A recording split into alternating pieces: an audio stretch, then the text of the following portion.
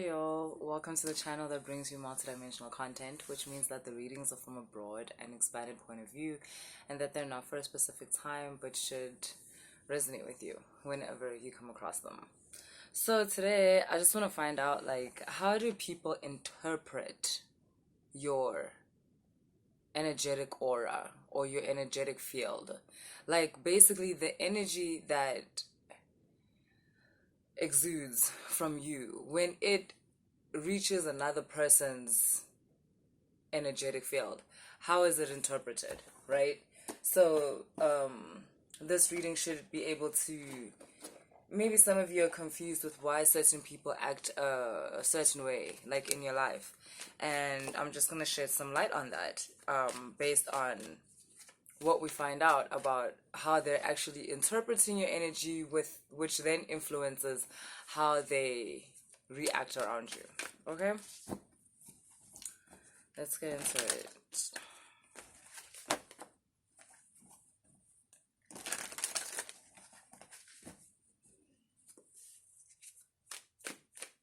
Yay.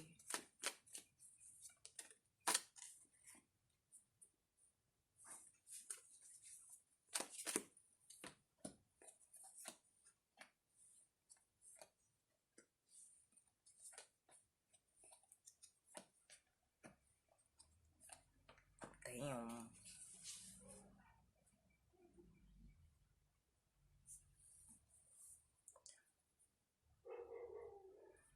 So, firstly, just like picking it off the top, we've got the Fortune's Wheel, and we've got the Hierophant. And just firstly, I'm getting that people, you command a certain amount of respect. Like, before people even know who are you, what are you doing here, what's going on, who did you come with, your presence commands a certain respect. Emerson quotes this book, I think, that he's reading. But anyway, I saw this from an essay from Emerson, and he's like, so he's quoting the book, right? And it's like, Aeoli, how did you know Hercules was a god? And Aeoli's like, because I was content the moment my eyes fell on him. He compares Hercules to another god and says that with that particular god, he's a god of war. But you would have to see him ride into battle or take out a sword in order to confirm that he was a god of war. But Aeoli says that Hercules conquered whether he stood, whether he sat, whether he walked. It didn't matter what he was doing. And that's what I'm getting from this. There's a way in which you conquer, whatever that word means to you. Being completely comfortable in your surroundings and completely comfortable with the fact that should something occur that you're not okay with, you would be able to handle it. That's what I define as conquering. But you do you. People, your energy, it's like this is one of the first things that comes towards people as you show up, as your energetic wave starts rushing over them.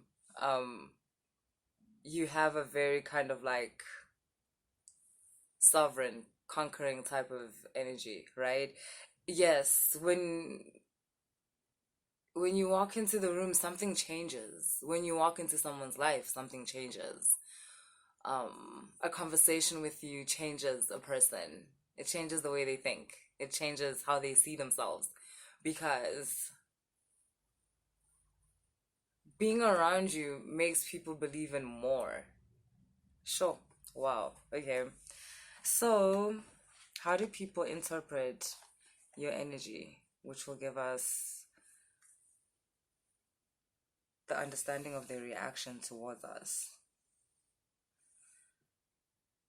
Wow. Okay. So, people see you as rare. You've got this Ace of Air here. People see you as very rare. In fact, a lot of times people feel like, what are you doing here? Like, what is something like you doing here, right? Psh, not understanding that. Yeah. Anyway, I want to say not understanding like what here is.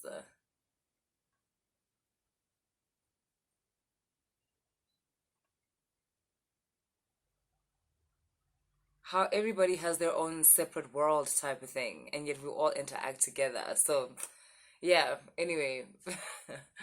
um People see you as something kind of like, or they interpret your energy as magical, as um almost fairy tale like. um yeah, you give off like a bit of a Snow White feel, but with a bit of like Namor. If you don't know Namor, like Google. He's a character from Marvel. Um his character made it into the latest Wakanda movie, so he's the villain in there. And that's you. So basically it's like you have this combination of the hero and the villain, like in one aspect, which is what's making you seem so magical, yet strange, yet beautiful, yet like mesmerizing type of thing. You have this element, this mixture of being both the villain and the hero. And anything else would actually have made people just walk past you. Like if you were just the villain, okay, cool, sharp. No one would have thought anything about it. If you were just a hero, yeah, cool, cool. It's the mixture. That's what makes people really fascinated in your energy. Um, you're kind, you're compassionate, you're loving, you're cold, you're distant, you're detached. There we go. This two of fire. It's like you're warm and you're welcoming and you're home. You feel like home. And yet you're alone, you're detached, and you have a bit of a cold thing about you. It's very, very, I want, it makes people want to be close to you. It makes people curious about you. Your energy also has a purity about it, like a childlike type of thing. Actually, I'm against like this whole childlike example in spirituality. I'm gonna stop doing it. Um, But I also understand why they compare it to the child, because the child insinuates, the connotation of the child is purity and innocence. But the purity and innocence we talk about in spirituality is a very like grown, sexy, pure innocence.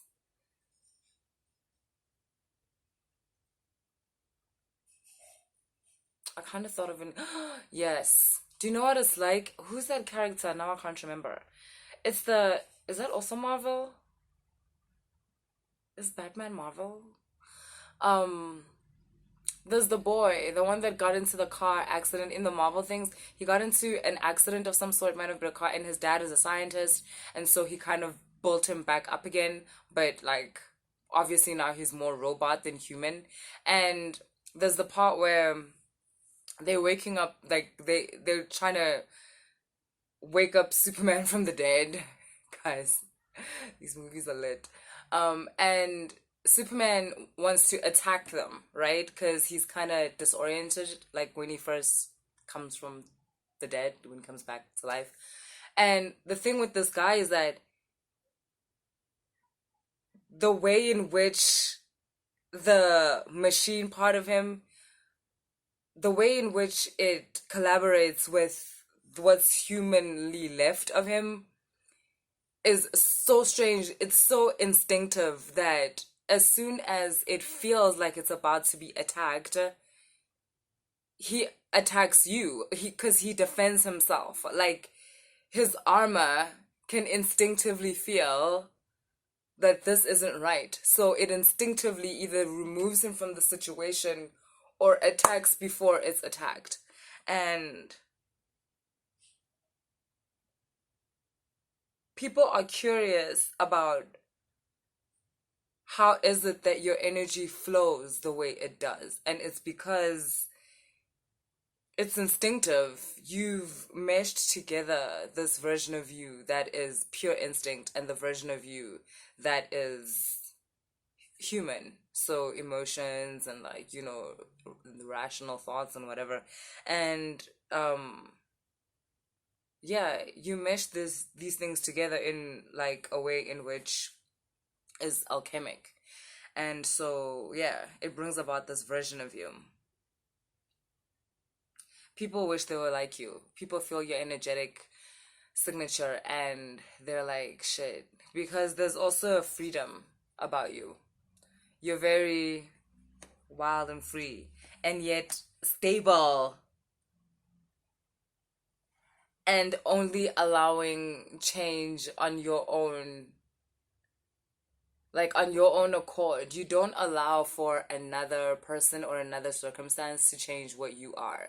So this is something that people realize about you. They're aware that you can't just make this person sad. You can't take anything away from them. It's like they decide that, okay, yeah, this is how I'm gonna feel now because yeah, this works for me. It's like no one can disturb your peace. People around you understand that. They're starting to understand that. They receive that like energetically from the way in which you move about your world. That your peace cannot be disturbed. Um, what you are, it can't be taken. It's something of a higher nature. It's something of a higher power that they can't explain. People also perceive your energy as protected and highly aware. A lot of people know that you can see through them.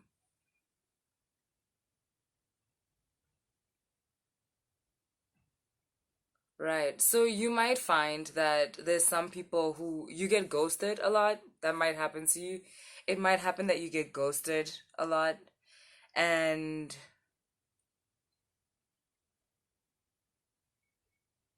that's not because there's anything wrong with you or anything like that. It's because of this ability you have to see through bullshit. Like sometimes people are very judgmental of themselves. Sometimes, like, you were willing to allow this person to discover themselves more through being with you. Like, you weren't going to be judgmental about whatever it is that you're feeling energetically about them, but they're already judging themselves so much, like, because your energetic aura does that. It kind of like balances wherever it goes. It like cleanses. So sometimes that makes people feel really self-conscious. They feel as if you've got like a list going, okay, these are all the things I'm going to clean up in your energy. You're jealous. You're a piece of shit.